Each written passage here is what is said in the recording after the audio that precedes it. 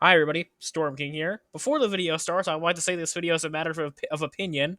Nobody can have opinions quite like mine when it comes to Splatoon specials because some of them make me very mad. So here is the tier list for Splatoon specials. And we're going strongest, strong, situational, weak, and very weak. First up for the stupidly strong category is you know it, you love it, triple splashdown. I hate this special, and I believe that anybody who uses it is very desperate to get a win. I know, because I was desperate when I would get a win using this very weapon. I do not like triple splashdown, but it is broken, powerful. So the second strongest weapon, I believe, would be the triple ink strike because it gets a lot of ink fairly quickly on the battlefield, which is very important for turf war and splat zones. And it's also very good use for stuff like the tower control and Rainmaker for offensive reasons as well, which I think is pretty good. So yeah, that's why triple ink strike is also near the top of the list.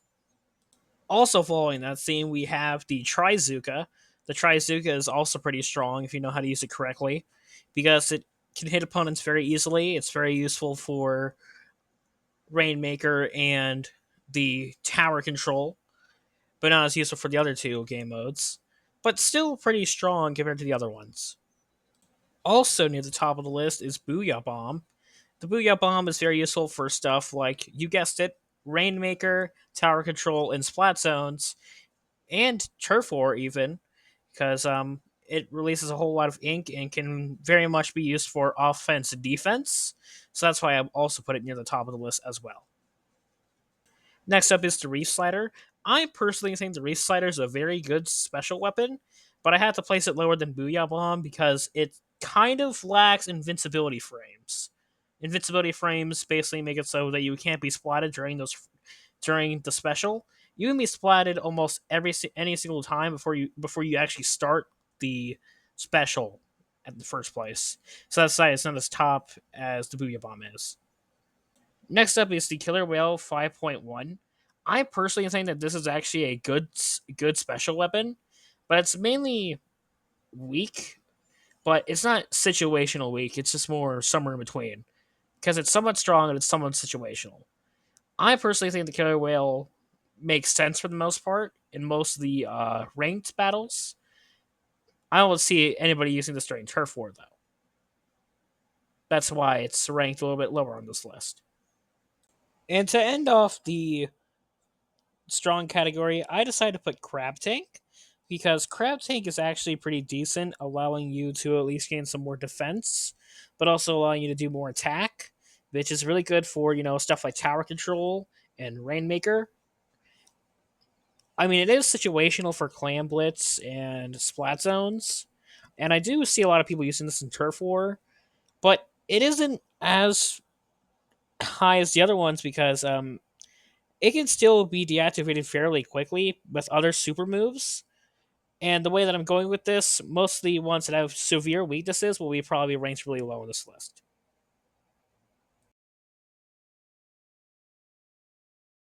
Starting off with the purely situational ones is Inkjet.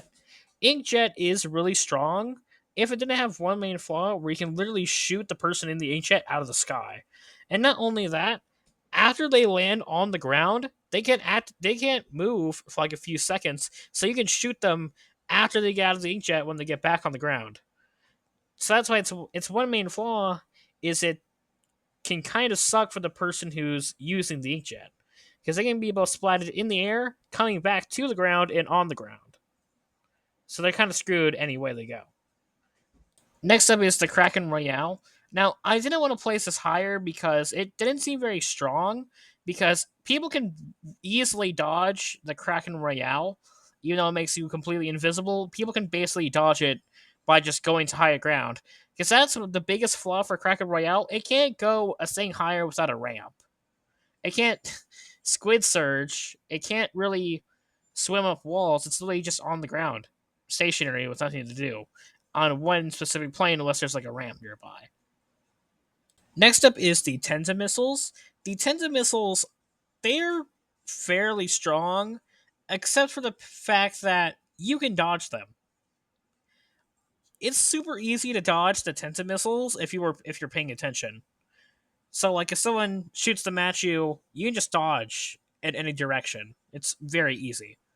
Or if you are trying to hit an opponent with it, if they're not paying attention, it's super easy to splat them. But if they're paying attention, they just move out of the way.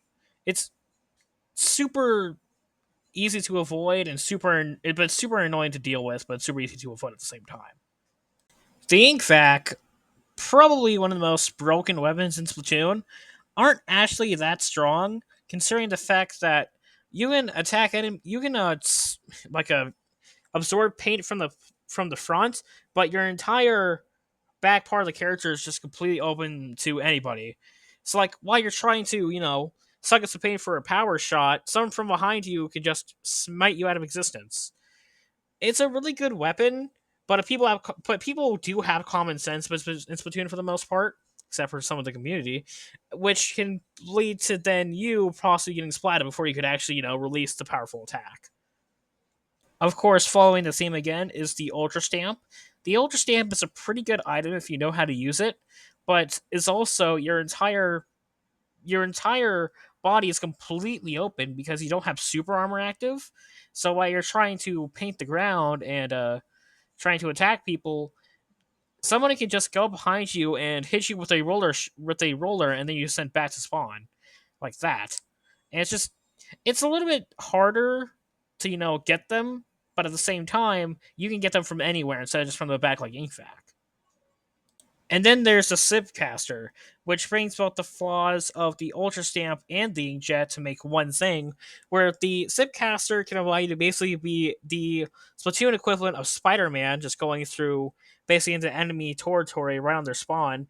The only part is, they don't give you ink armor. You're fully able to get splatted during before and after Zipcaster.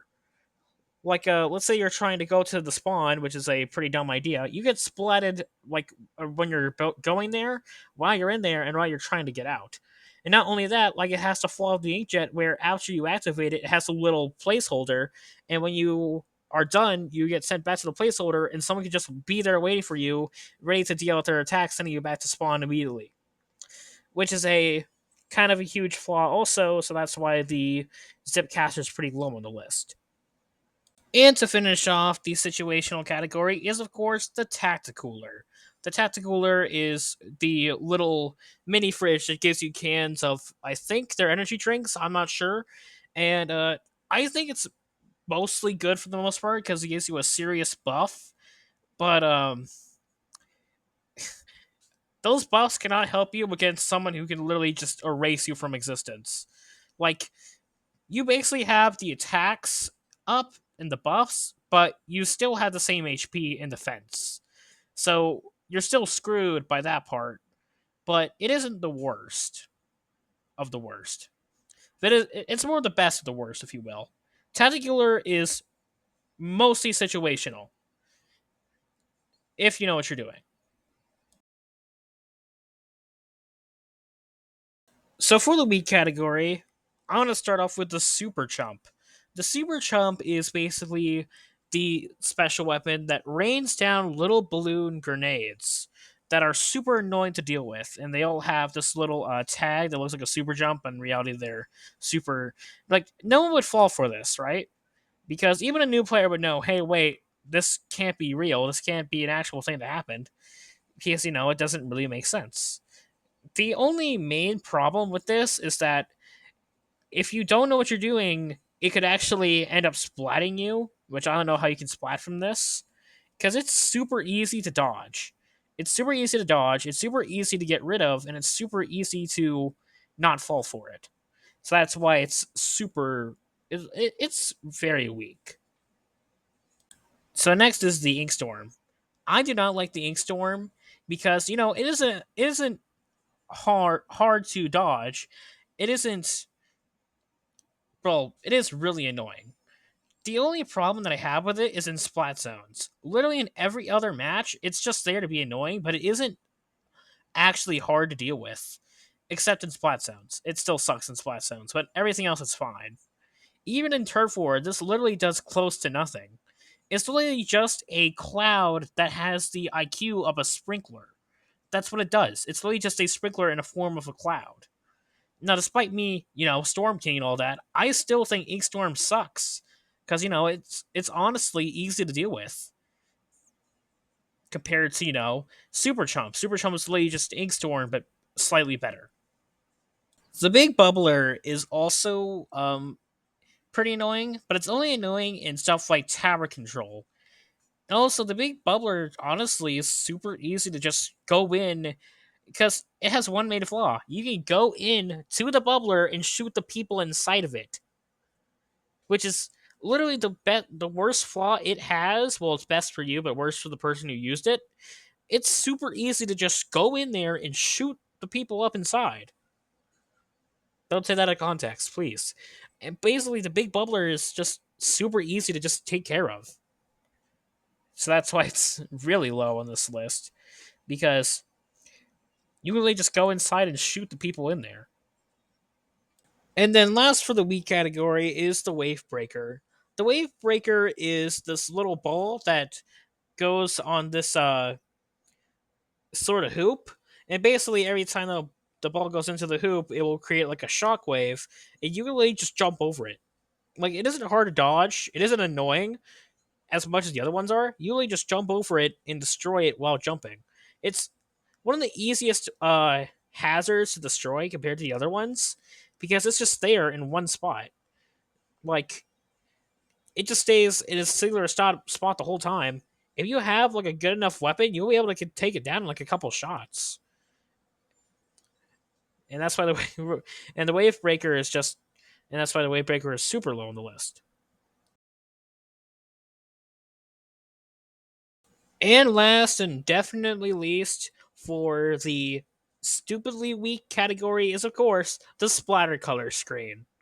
Let me tell you, the splatter color screen is super easy to avoid. Like, if as long as you know what you're doing, you can just dodge like anywhere you go.